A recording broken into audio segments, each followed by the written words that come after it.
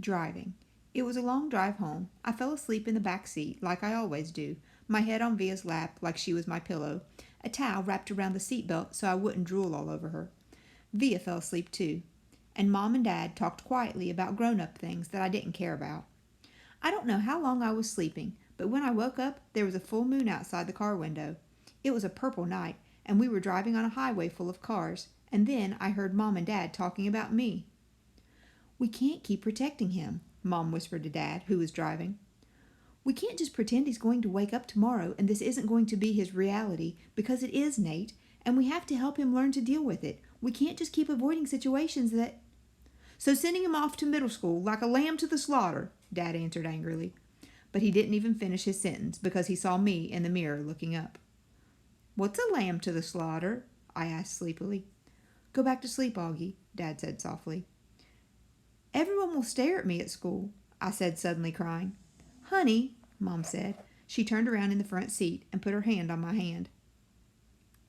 "You know, if you don't want to do this, you don't have to.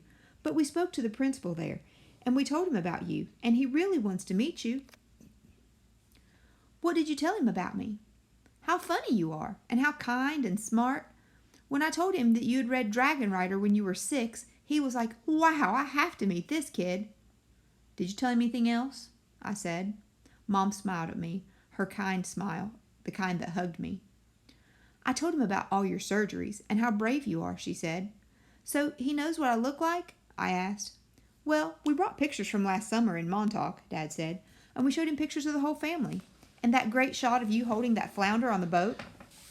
"You were there too?" I have to admit, I felt a little disappointed that he was a part of this. "We both talked to him, yes," Dad said. "He really is a nice man." "You'd like him," Mom added. Suddenly, it felt like they were on the same side. "Wait, so when did you meet him?" I said. "He took us on a tour of the school last year," said Mom. "Last year?" I said. "So you've been thinking about this for a whole year and you didn't tell me?" "We didn't know if you'd even get in, Auggie," answered Mom. "It's a very hard school to get into. There's a whole admissions process. I didn't see the point in telling you and having you get all worked up about it unnecessarily." "But you're right, Auggie. We should have told you when we found out last month that you got in," said Dad. "In hindsight," sighed Mom. "Yes, I guess." "Did that lady who came to the house that time to have something to do with this?" I said. "The one that gave me that test?" "Yes, actually," said Mom, looking a little guilty. "Yes." "You told me it was an IQ test," I said. "I know. Well, that was a little lie," she answered. "It was a test you needed to take to get into the school. You did very well on it, by the way." "So you lied?" "A white lie, but yes. Sorry," she said, trying to smile, but when I didn't smile back, she turned around in her seat and faced forward. "What's a lamb to the slaughter?" I said. Mom sighed and gave Daddy a look. "I shouldn't have said that," Dad said, looking at me in the rearview mirror. "It's not true. Here's the thing. Mommy and I love you so much, we want to protect you any way that we can. It's just that sometimes we want to do it in different ways." "I don't want to go to school," I answered, folding my arms. "It would be good for you, Auggie," said Mom. "Maybe I'll go next year," I answered, looking out the window. "This year'd be better," said Mom. "You know why? Because you'll be going into 5th grade, and it's the first year of middle school for everyone. You won't be the only new kid." "I'll be the only kid who looks like me," I said. "I'm not going to say that it won't be a big challenge for you, because you know better than that," she answered. "But it'll be good for you, Auggie. You'll make lots of friends, and you'll learn things that you'd never learn with me." She turned in her seat again and looked at me. "When we took the tour, you know what they had in their science lab? A little baby chick that was just hatching out of its egg. It was so cute, Auggie. It actually reminded me of you when you were a little baby, with those big brown eyes of yours." I usually love when they talk about when I was a baby. Sometimes I want to curl up into a little tiny ball and let them hug me and kiss me all over. I miss being a baby and not knowing stuff. But I wasn't in the mood for that now. "I don't want to go," I said.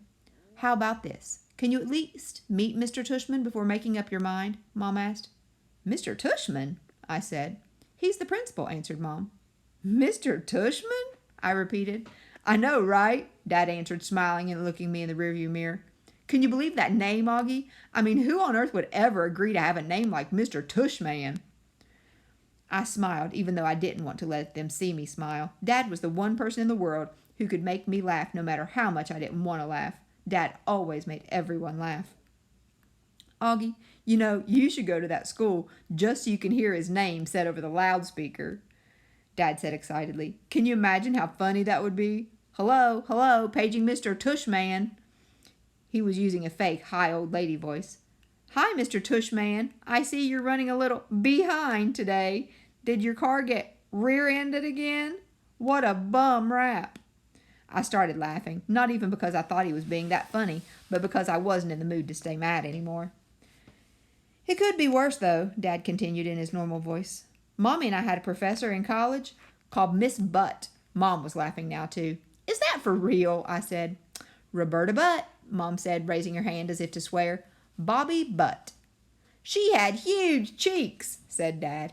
Nate, said Mom. What? She had big cheeks, is all I'm saying.